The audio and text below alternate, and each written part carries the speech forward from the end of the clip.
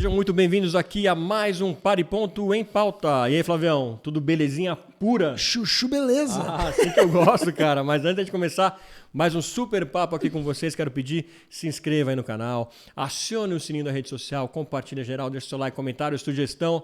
Tudo aí pra gente ter esse relacionamento cada vez mais próximo e vocês não perderem nada que acontece aqui, né? É, isso é importantíssimo. Porque não tem só o Em Pauta. Toda quarta-feira sempre um convidado muito especial que vocês não podem perder.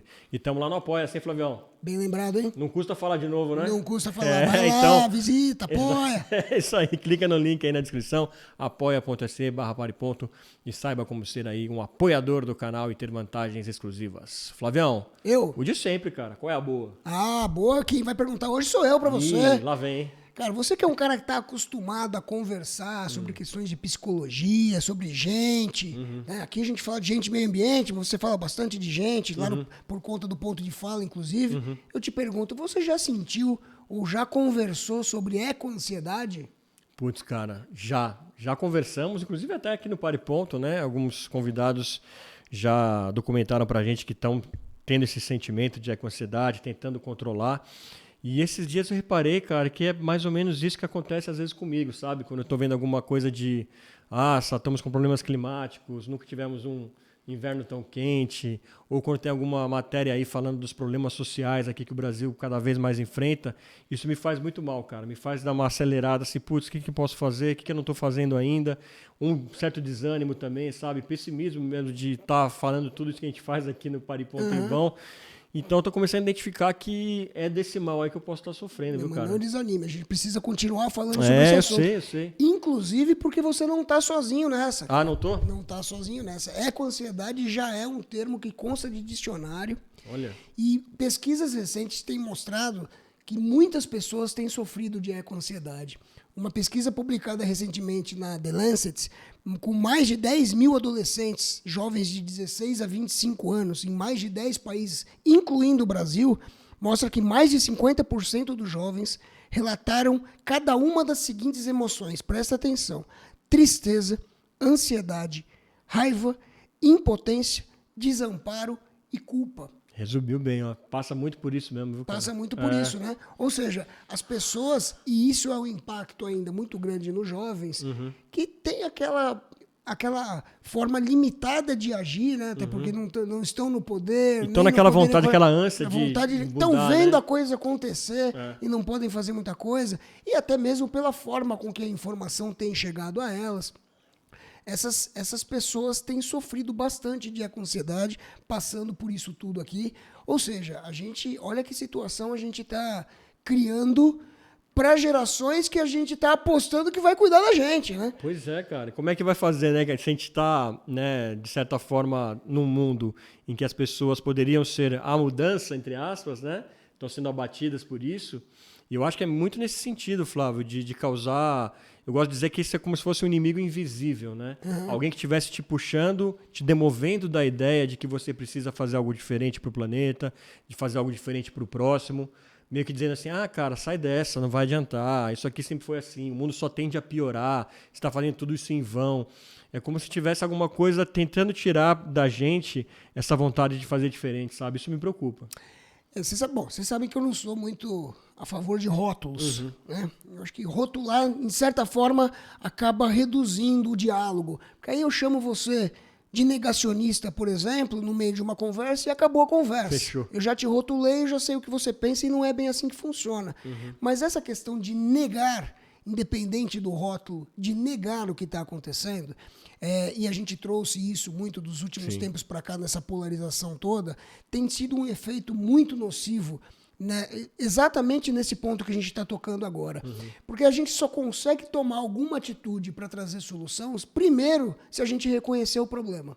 Então, independente de ser o ser humano ou ser em condições naturais do planeta, de mudança de temperatura e tudo mais, as atitudes só precisam ser reconhecidas se a gente perceber que o ser humano consegue, de fato, contribuir para a redução desses impactos. Né? E esses impactos esses eventos têm sido cada vez mais frequentes, cada vez mais alarmantes. A gente está vendo o negócio acontecer e por conta dessa rotulagem, dessa polarização, as pessoas não têm tomado atitude e têm criado esse tipo de situação na população.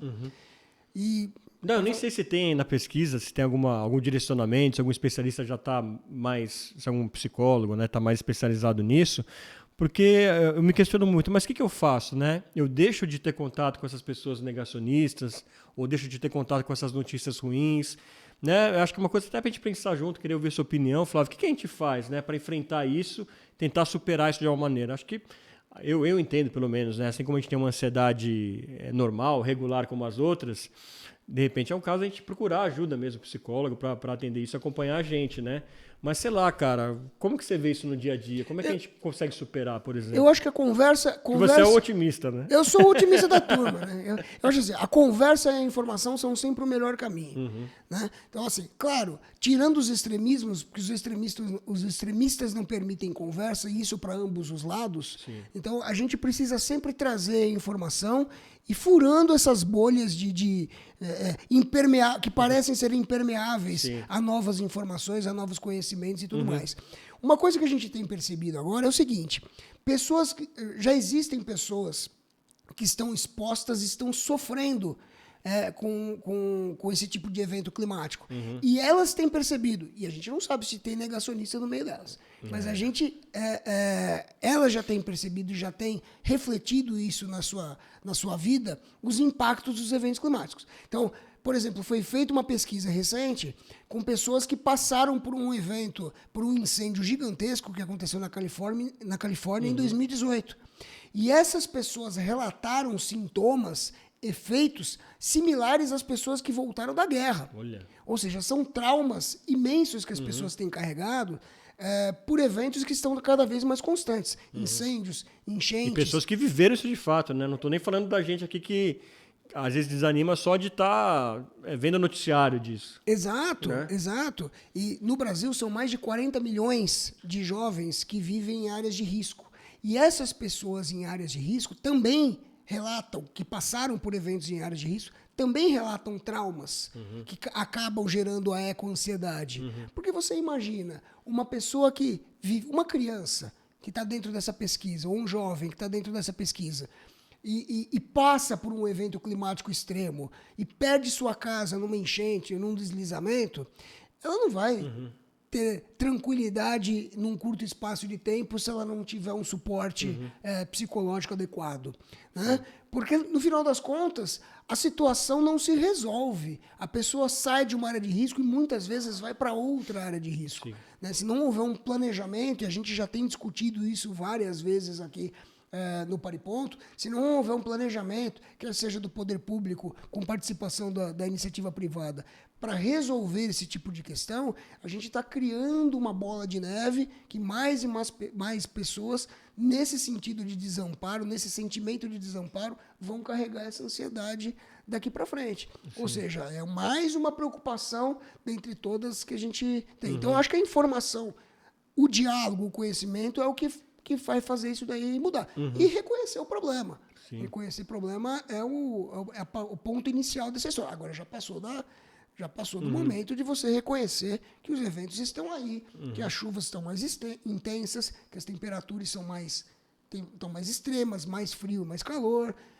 na média está aumentando, enfim, a gente tem visto várias, basta abrir as páginas da internet ou qualquer jornal que você enxerga isso. A primeira página vai estar lá. Ou Pariponto, acompanha no Pariponto. Exatamente.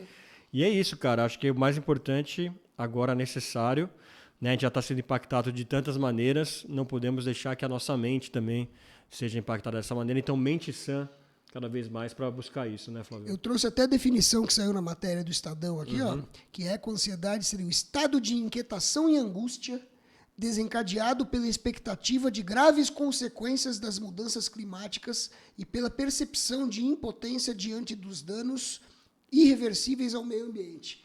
A gente está no momento de reverter isso. Dito isso, então fica a pergunta aqui. Você já sentiu a eco-ansiedade? Como que foi? Como que rolou? Como que você procurou ajuda? Conta pra gente, deixa aí seu comentário no nosso vídeo, no nosso áudio, se você está acompanhando aí por streaming de áudio, que vai ser muito bacana. Como o Flávio disse, conversa, informação, só assim a gente continua caminhando junto e com a mente boa e com a mente sã. Não é isso, E otimismo. E otimismo. Conto contigo para isso. Deixa comigo.